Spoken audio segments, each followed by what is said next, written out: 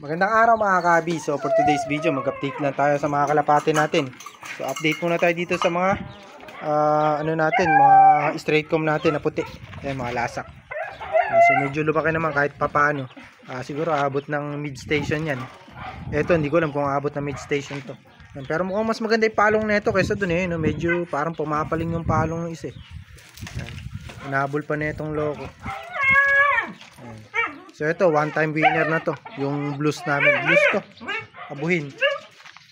Ayan. One time winner na yan. Ayan yung tama niyan. Yan lang. Yung paa. Pangit lang talaga itong manok na to. Pero magaling yan. Psst. Medyo maingay yung aso namin. Ito.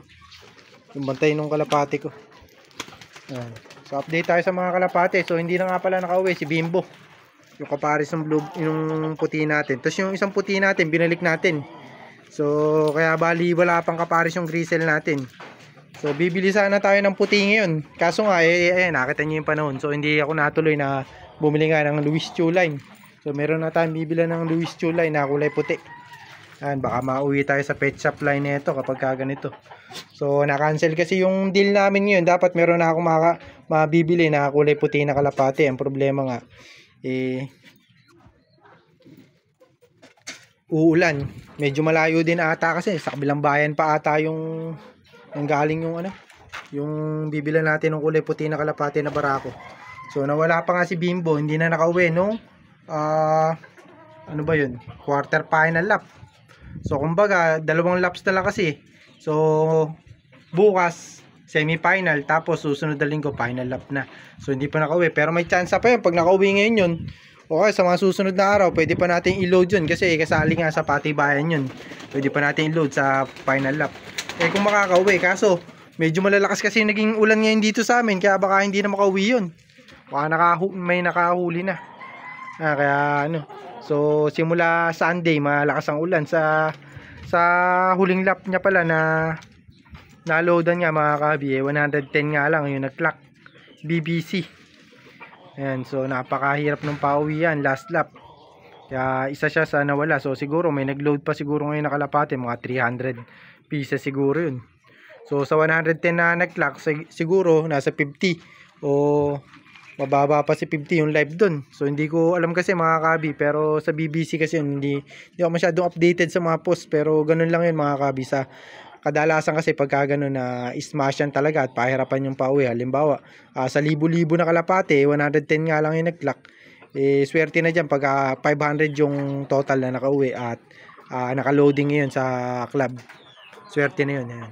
Nakita niyo yung panahon. Ayan. So, mga nakaraang panahon nga, lalo na Lunes, Martes, Miyerkules, maulan.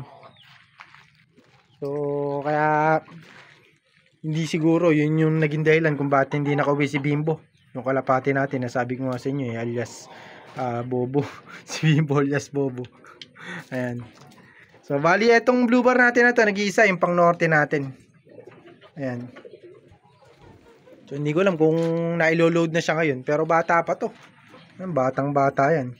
So, alam ko na-load na to ng training, nakauwi naman siya, kaso medyo na-late ata ng uwi. So, batang bata kasi to, pero experience yun mga kabi, tapos naglugon pa. Ayan, nakita nyo siguro yung pakpak, ayan, no? Kitang-kita naman siguro, merong agwat. So, naglugon pagka ganyan mga kabi. Ay, nabutan ng paglulugon yung pakpak. Pero okay lang yan, kumbaga experience niya. Pwede naman natin siya pang south kung sakali na bigla siyang mabokya nito at medyo puro late yung uwi. So, pwede natin na hindi na i-load kasi mga kasanayan nga niya yung mga pagdapo-dapo na yun o yung pag late nga ng uwi. So, ayoko sa kalapate na mga kasanayan yung late nga na uwi kasi kaya natatandaan yun mga kabi, puro cut-off ang mangyayari sa atin, walang mangyayari sa ibon kapag ka nakasanayan na mandapo o yung puro late nga na uwi yung kalapate nyo. So, mas mainam pa kung puro sure ball. Kumbaga ilo-load nyo lang yung kalapate nyo kapag alam nyo na kayang umuwi ng mabilis. So mahirap kasi kapag nasasanay nga ng puro late ang uwi. Yan, so tips ko yan sa mga balak na magkarera ng kalapate. Sa dalas ko kasi na matalo sa pagkakarera ng kalapate, alam ko na yung mga kumbaga mga dapat iwasan. So kailangan hindi dapat nabibigla masyado yung kalapate. Tama, nakakauwi yung kalapate, kaso kapag nabigla masyado yung kalapate, maaari nga makasanayan yung puro late nga ng uwi. Ayan. So yan yung mga kalapati natin.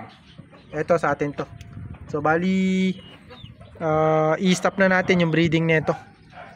Yan, so nag-iisang pang norte natin, tapos may dalawa pa tayong pang norte doon. Ito, pamimigay nga to mga kabi, yung dalawa na to. Yan, dalawang checkered yung lumabas. So alam ko may kapatid sila dito eh. Mga panglaban natin dito. Hindi ko alam kung nasan. Parang ano tayong blue bar o checkered. Nasa labas pa. Ayun. So yun yung kapatid nila mga kabi, yan. Checkered din. So tatlong checkered yung inanak. Ayan. Tapos yung isang choco natin na wala nga mga kabi, nabugaw.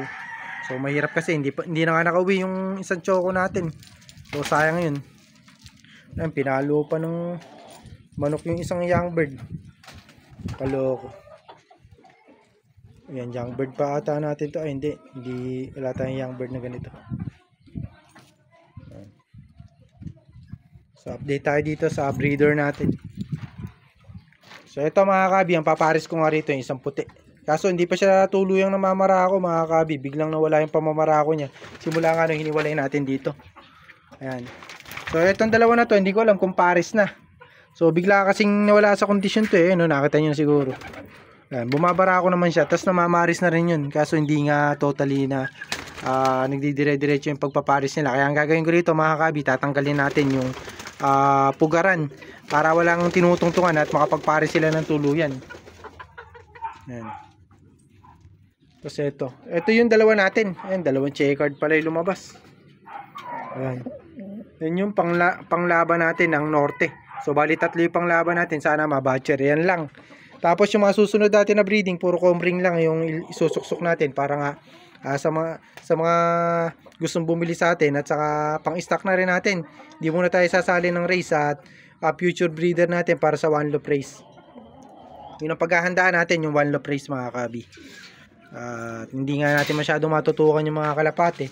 Mahirap naman mag-breed tayo ng mag-breed at ano tayo ng kalapate, ipipilit natin yung gusto natin kahit na wala naman tayong kakayanan na alagaan yung kalapati natin para nga sa race. So kailangan kasi pagka nagkakarera kayo at gusto nyo manalo, kailangan nakatutok kayo.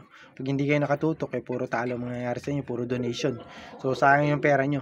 So kailangan imbis na mag-entry kayo, kailangan paghandaan nyo na lang one loop race na kayo sumali para in case nga mga kabi yung budget nyo kasi na pang race, halimbawa sabi ko nga sa inyo 1,000 to 2,000 pang entry pa lang ng ibon, sa one loop race siguro gagastos lang kayo ng 5,000, naka-entry na kayo. So kumbaga yun yung mga perch fees saka yung mga kumbaga gastos nyo sa kalapate, nasa 5,000 lang. Parang inuubos din natin yan sa isang kalapate pag tayo naglilipad. Pag one loop race mga kabi, isang alaga lang naman yan. Malalaman nyo rin dyan kung may kumbaga maganda yung breeding nyo. So kaya tayo paghahandaan natin yung one loop race. So susunod na video na tayo, magkwekwentuhan ulit mga kabi, at in-update ko lang kayo, baka abutan pa tayo ng ulan. So umaambo na nga kanina, kaya minadali lang natin o talagang siningit lang natin yung video natin yun kasi ngayon lang ulit tayo nakapag video. Ayan. So happy flying sa inyo. God bless.